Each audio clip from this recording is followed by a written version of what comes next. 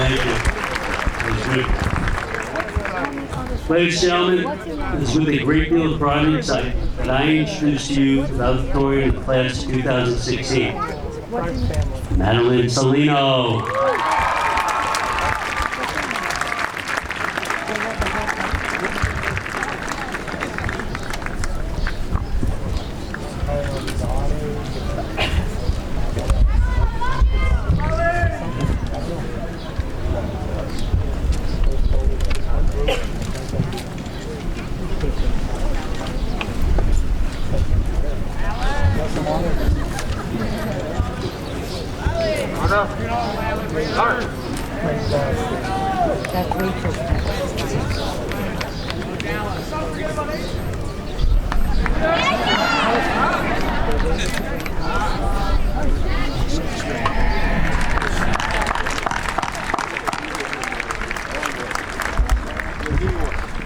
Today, Madeline will receive an Advanced Regents with honors for the Mastery in Math and Science Diploma.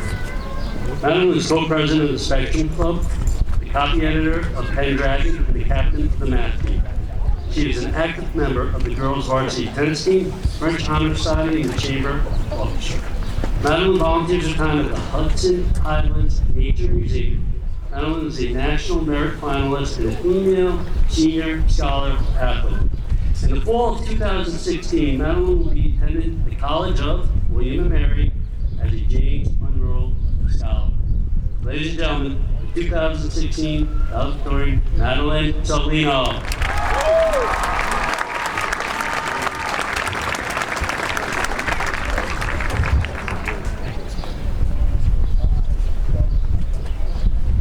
Hi, class of 2016.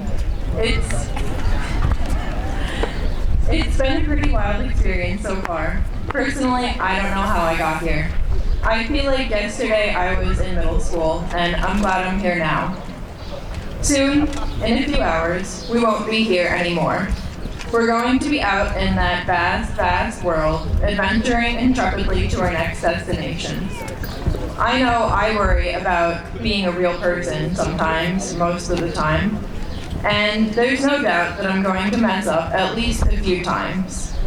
However, the universe is infinitely large and perpetually expanding, and we humans are very tiny, so I think the universe doesn't really care if we screw up occasionally. It just matters that we always try to do right by others and by ourselves. I encourage you to do what you love. What other people want you to do doesn't matter as much as what you want you to do. Follow your own definition of success. It doesn't have to be making money and living lavishly. It's nice to subvert capitalism sometimes. If that's what will make you happy, then strive for it, but it's perfectly acceptable to strive for simpler things. Just find the thing or things you're passionate about. It doesn't need to be something that society defines as worthwhile. Don't let the man hold you down. Just make it something.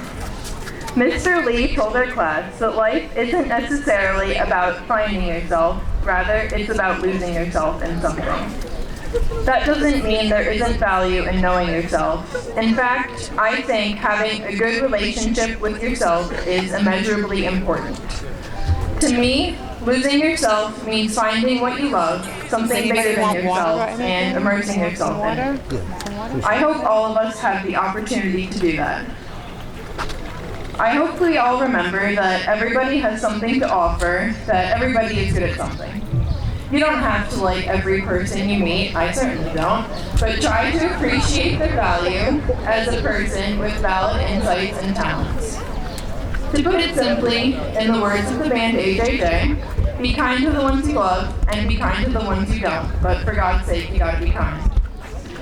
It's probably overly optimistic to say we're all going to do great things. Some of us will probably just do things. In the beginning particularly, we're probably all going to be broke. But eventually, maybe some of us will wind up on Broadway. Maybe some of us will start nonprofits.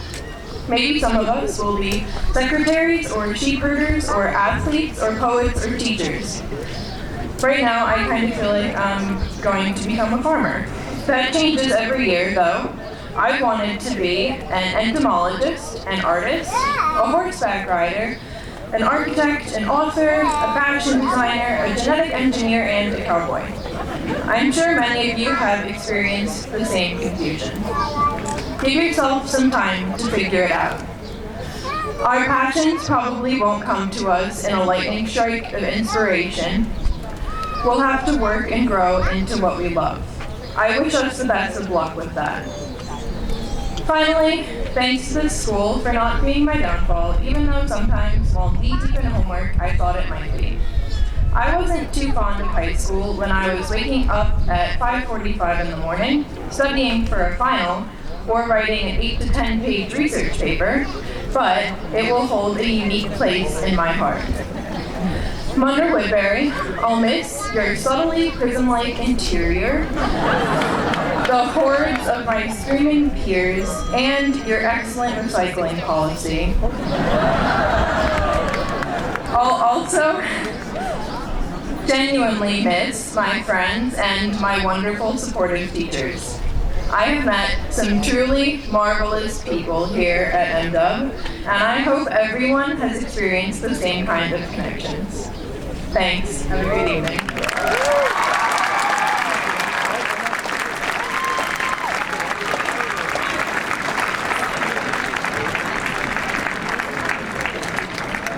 And that was exciting for Madeline. Excellent speech. I'm still stuck on the recycling program, so thank you. It's my pleasure to introduce the president of the Munro Woodbury Board of Education, Mr. John Yu.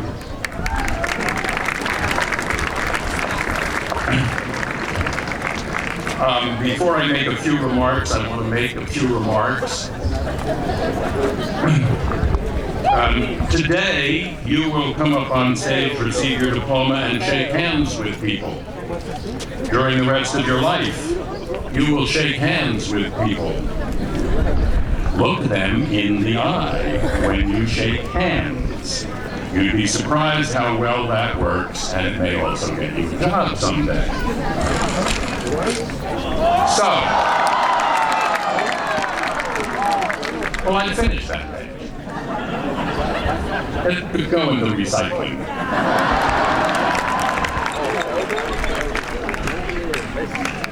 Now on to my remarks. Greetings to the Munro Woodbury class of 2016. And greetings to all others here assembled. The love and support you have given these young men and women have been instrumental in bringing them before us on this grand day. Thank you for all that you have done. To the graduating class, I quote the great American writer and philosopher Theodore Geisel, otherwise known as Dr. Seuss. Congratulations, today is your day. You're off to great places. You're off and away. You have brains in your head, you have feet in your shoes. You can steer yourself any direction you choose. You're on your own and you know what you know, and you are the guy who'll decide where to go. Now, 19th century English philosopher Herbert Spencer put Dr. Seuss's words another way. The great aim of education is not knowledge, but action. He and Dr. Seuss both mean you must do something with what you've learned. You are leaving Monroe-Woodbury and you need to apply your education in order to shape your future. You must use what you learned here and put it into action. Action to purposefully inform who you want to be and where you want to take your life. In other words, what you want to do. We hope and trust you will always have a curiosity and a desire to learn, but learning mere facts is not knowledge, and knowledge is not wisdom, and wisdom serves nothing if it is not put to a purpose. You must take what you know and apply it. Apply it to what you want, and what you want can be whatever you dream. And those dreams need to be your dreams.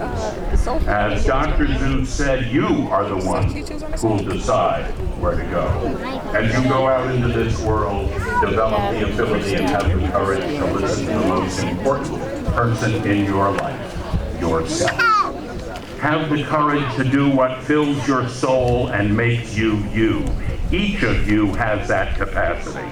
This school district and these teachers have been helping you learn how to learn so that you can become all that you can become. And what is it you want to become? What are your dreams? You may not know right now, and if you don't worry, you will. And when you do, know that your dreams can take you to the highest of your hopes and overcome the greatest of your challenges. Your passion can change the world.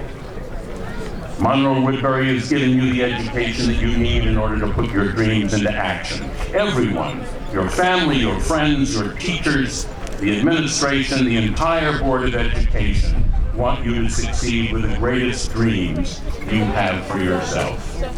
As Dr. Seuss writes about your future. And will you succeed? Yes, you will. Yes, indeed. 98.75% guaranteed. Kid, you'll move mountains. So be your name Bucksbaum or Bixby or Bray or Mordecai Alley Van Allen O'Shea. You're off to great places. Today is your day. Your mountain is waiting. So get on your way.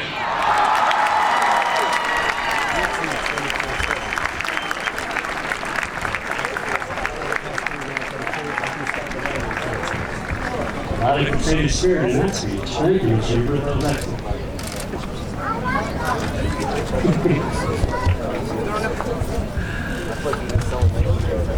It's Rachel. You good? Oh, okay. Come out. It's Sophie and Rachel. We have a special presentation right now. So, Mrs. Rodriguez, come on.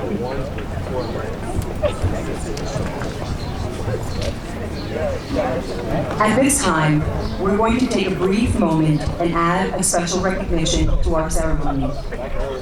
We are fortunate to have Rachel Sankoski and her entire family present for our commencement. As many of you know, Rachel is a member of the class of 2016. For some of you, she was your classmate through 6th grade. I was fortunate to be her building principal. During the summer, after completing 6th grade, Rachel had a lifelong, changing allergic reaction to peanuts. Since that day, life has not been the same for Rachel or for her family. Today, we recognize Rachel and her family for their courage and determination. They truly reflect those qualities that all Crusaders should strive for. Above all, be resilient. Mr. Burnsley will now read the Monroe-Woodbury proclamation that Rachel will be receiving tonight.